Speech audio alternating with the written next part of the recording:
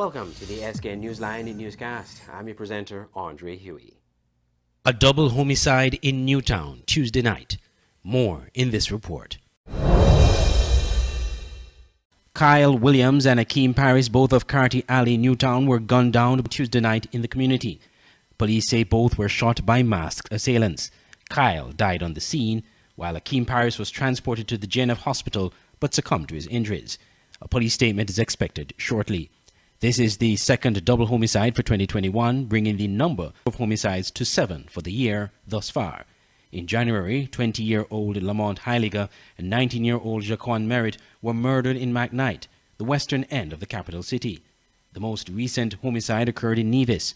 Travis Clark was gunned down on July 16th in Charlestown when an armed assailant pursued him and shot him several times. He ran and eventually collapsed, then succumbed to his injuries at the scene. I'm Andre Huey reporting for SKN Newsline.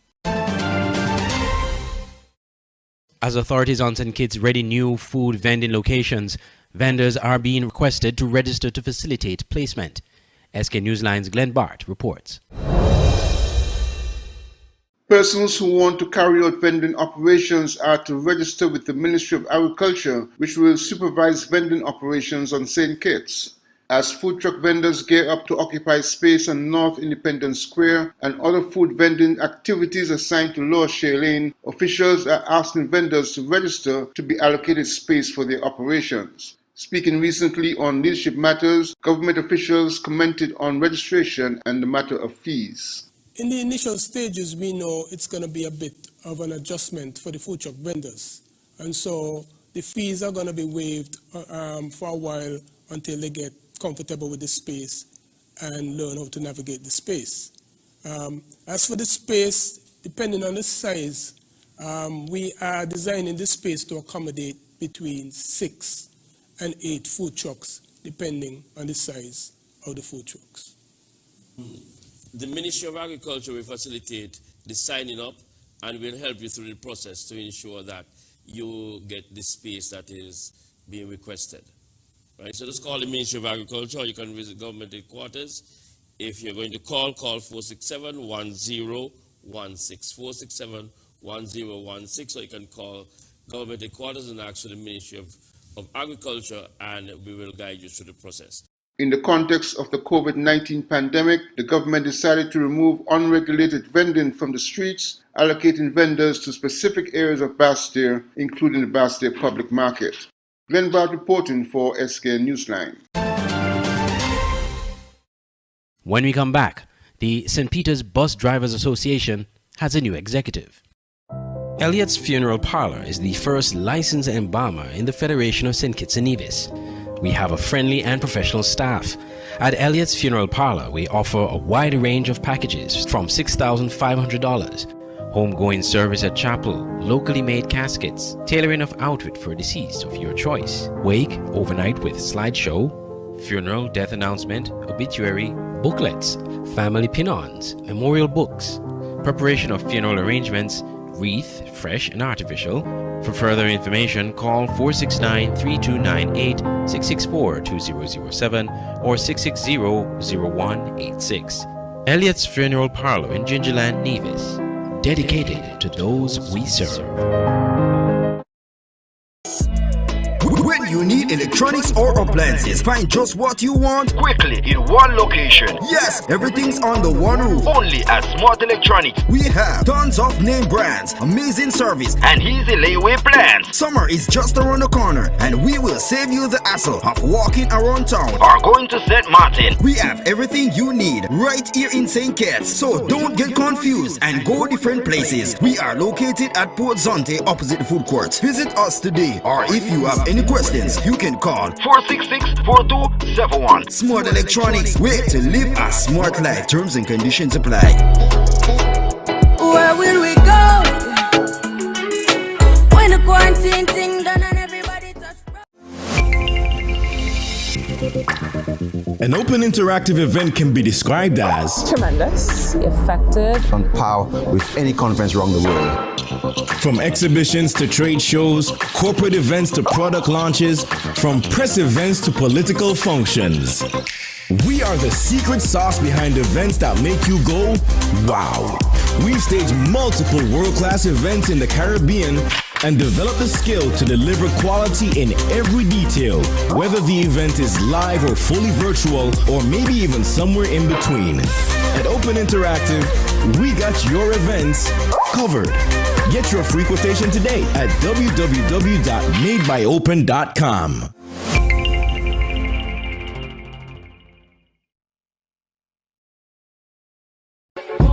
Auto Plus Car Wash, located on the College Street Gut, Bastille, St. Kitts. Bring your car to Auto Plus Car Wash to remove water stains, wiper marks.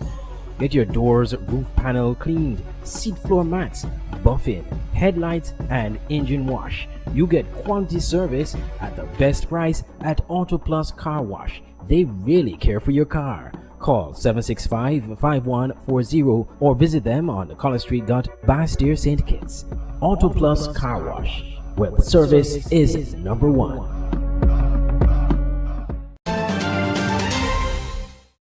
Welcome back. A new executive has been elected for the St. Peter's Bus Drivers Association. As part of their mandate, the new executive is pushing for a proper bus terminal for its members. More in this report. Establishing a proper bus terminal for buses plying the St. Peter's route is one of the goals of the newly elected executive of the St. Peter's Bus Association, says Delroy Carey, PRO of the association. The newly elected PRO said where the drivers are operating from currently is not suitable, and they're looking at several locations to be stationed. Location for the bus to operate from, for us to operate from, and road condition to St. Peter's. We are in desperate need of a road, refurbishing of the road to St. Peter's. I don't know if you're aware, we operate from College Street Gut, where it is not suitable for the buses to operate from. I mean, one, it doesn't have any area if it rains to put out the passengers. Two, when the gut runs, we cannot operate. Three, we have no bathroom facilities, nowhere we can buy anything to eat. So we are really crying out to those in authority to assist us, whether it's somewhere temporary or give us a permanent bus stop. I mean, we look at the east and the west, they have already had their bus stop, I mean, properly built. St. Peter's now, for the last, I mean, I can't even count the years we have been operating from College Street, and we are saying that it is no more acceptable. It is just no more acceptable for us to operate in the gut. I have conversations with the gentleman who is in authority, and we looked at the front of the high school, the Bastille High School, the former Bastille High School. We had conversation with them already. They suggested the Carnival Village, and we are saying that any one of those areas would be suitable for us now, even if it's temporary. It would be better than College Street got now. And then in addition, the lights, the stoplights are going to come into effect anytime soon. So when that comes to effect, then that creates another problem for us operating in the College Street gut. Mr. Carey also noted that they are seeking to improve the professionalism of the bus drivers.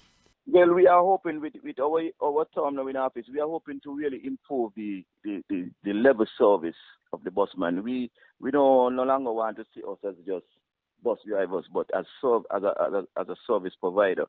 We are looking at dress codes. We are looking at the way you keep your bus, the way you drive.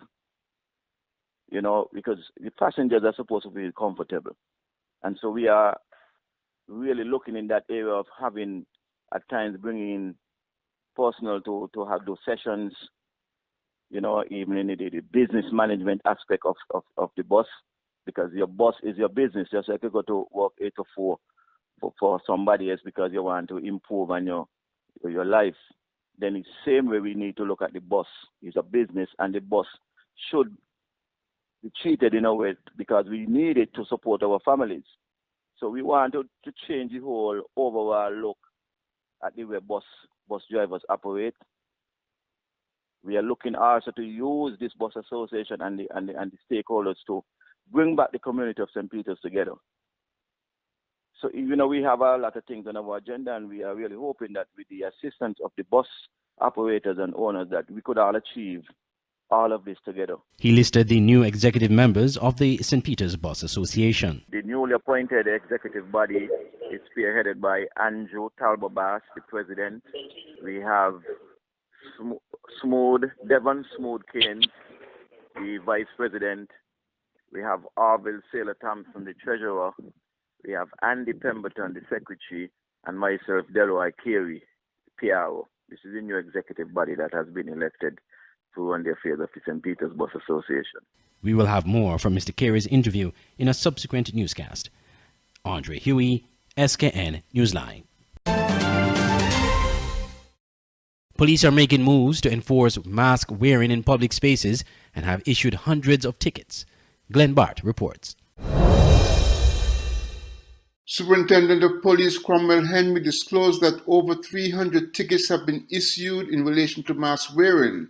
The most recent COVID-19 regulations call for patrons to wear masks in public spaces and for business owners and operators to admit only persons wearing masks. Superintendent Henry said he prefers people to voluntarily wear their masks, but indicated that police will ticket patrons and business operators alike for breaches on this regulation. To date, we have issued 371 tickets for COVID-19 offences, and of that, I don't have the breakdown for bars, but a good number of that number were issued to persons at bars and both the bar owners and patrons at the bar who were not complying with the regulation with respect to bars. So we have been enforcing where we see infractions, but as I always say, we prefer voluntary compliance because the police cannot be at every bar all the time. And so if it is that persons only wear the mask when they see the police around, then that is not a good thing because the police cannot stay there. And when the police leave, they take off the mask. So we prefer voluntary compliance, but where we find infractions, we enforce the law by issuing tickets. As the country continues to increase its economic activity, coming out of a multiple-week COVID-19 lockdown, health authorities have urged citizens and residents not to become complacent and to abide by the COVID-19 safety regulations. Glenn Bart reporting for SKN Newsline. When we come back, Antigua and Barbuda trade unions take the government to task over its COVID-19 vaccination policy. The SKN Newsline website now offers you more news. Log on to www.sknnewsline.com for local, regional, and international news. You can also watch the latest newscast and keep abreast with news in sports, all from sknnewsline.com. That's www.sknnewsline.com. News at your fingertips.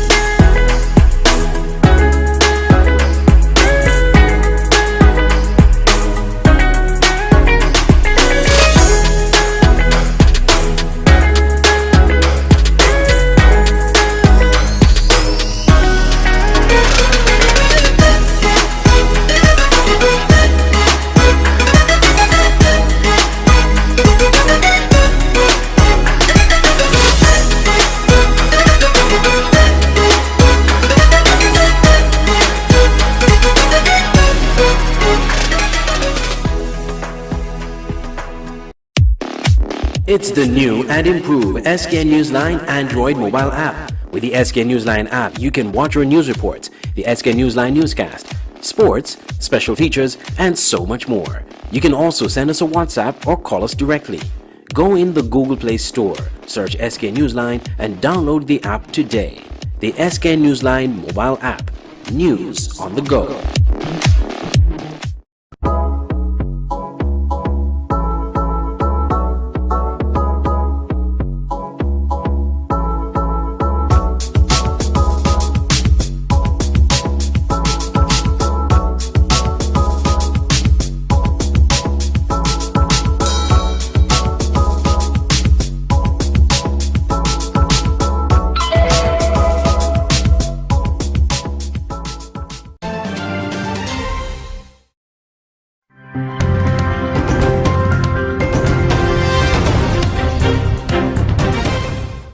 Welcome back. For the big stories in regional news, we now have our Caribbean news segment. Several of the trade unions in Antigua and Barbuda have made their position clear in response to the government's policy on COVID-19 testing for unvaccinated frontline workers. Courtney Joseph of ABS TV reports. We are in agreement that there should be no mandatory testing for unvaccinated persons, whether in the private or the public sector. Bernice Mack making the position of the unions clear. The news conference was held in response to the government's policy for its unvaccinated frontline employees to submit fortnightly COVID-19 tests or be sent home without pay. Among the unions present were the Antigua Trades and Labor Union, Antigua and Barbuda Workers Union, Antigua and Barbuda Trade Union Congress, and unions representing nurses, teachers, and hotel workers. They expressed disappointment as they claimed the government held no consultations with unions before announcing the policy. Our position, and I speak for the Antigua and Barbuda Trade Union Congress, all our unions that we represent, and all other organizations that represent workers around Antigua and Barbuda, that there should be consultation before these statements are issued.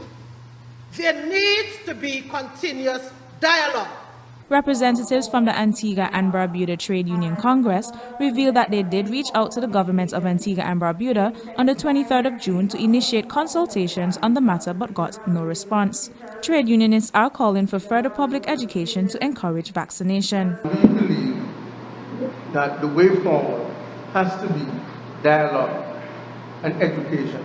It is education that will provide comfort to persons, to allow them to get to a point where they will take the vaccine. The unions insist a strike is a last resort, but they are prepared to stand in solidarity with their membership if necessary. They are hoping for further consultations. Courtney Joseph, ABS News. St. Lucia's Prime Minister-elect Philip J. Pierre said his priority is to heal the division in the country, the economy and health care, following the St. Lucia Labour Party's landslide victory in the 2021 general elections. HCS TV in St. Lucia reports. I'm happy. I want to thank the people of Cassis East, my constituency. They've stuck with me. This is the 6th time that I've been re-elected. I'm extremely pleased and delighted. 6th-term parliamentarian, Prime Minister-designate Philip J. Pierre has expressed gratitude to the voting public who aided in the SLP's landslide win at the 2021 polls. Castries East constituents propelled Pierre to victory with 1,877 votes. Pierre, speaking exclusively to News Force on camera on Tuesday, following the SLP's thunderous victory at the polls, says his eyes are trained on stabilizing the economy. I'd like to heal the country. The country has been very divided. I'd like the country to go for a period of healing, a period of calm, because we have a lot of work to do. We have a national debt of $4 billion and climbing. We have massive unemployment, and there's a lot of bitterness. So we need to soften it up. We need to make it a more caring society, and we'll take the work from there. The capacity, or lack thereof, of St. Lucia's healthcare system was magnified by the pandemic, with St. Jude Hospital still not open, and the administration of OKEU and other primary health facilities hanging in the balance. The man entrusted with leading the country for another 5 years has vowed to make healthcare a top priority. My first priority is getting the health sector under some level of proper management, and we take it from there. The SLP clinched 13 of the 17 seats in Parliament at the July 26th polls. With victory secured, Pierre is ready to govern. We had been doing our work, and we knew it possibly would have been, it could have been 16 actually, but we want to thank the people of St. Lucia for the confidence they placed in us. It was a bitter campaign. There was a lot of other lies, many lies, and things that are obviously not true. But it's over. I hold no grudges, and moving forward to develop the country. The Prime Minister-designate says the congratulatory messages have been pouring in from well-wishers, supporters, and even former Prime Minister Alan Chasney. And as for his much-anticipated swearing-in, he offered some insight on plans for the auspicious occasion. We've spoken to a few heads of states, and my swearing-in will be tomorrow, so we hope to have some guests over for us. I've had a conversation with St. Lucia's, the Prime Minister, Mr. Alan Shastney. We had a discussion. We had a very cordial discussion, and I said to him, I'll be calling on him to any information that I may need for to have a smooth transition. Pierre's over 30-year political career took off after his first electoral victory in Castries East in 1997. Now, with a plan focused on economic stabilization, universal health care, and social transformation, he hopes to lead the charge in St. Lucia's recovery from the setbacks of the COVID-19 pandemic. Solange Alfred, HTS News Force.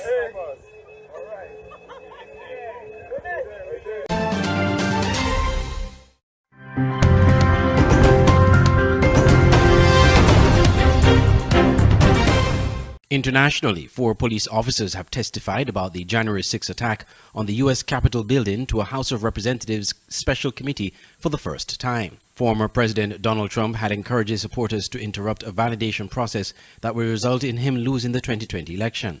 The officers recounted how the rioters inflicted verbal and physical abuse on them. House Speaker Nancy Pelosi set up the hearing after efforts for a bipartisan commission failed. Al Jazeera's John Hendren reports from Washington, D.C. in the U.S. Whole truth and nothing but the truth. In sometimes harrowing testimony, 4 police officers detailed a coordinated attack on the U.S. Capitol and on them.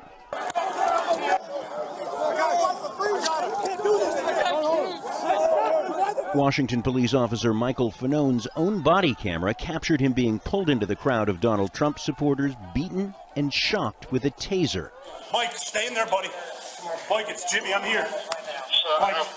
And he says the response from Republican politicians has been just as hurtful.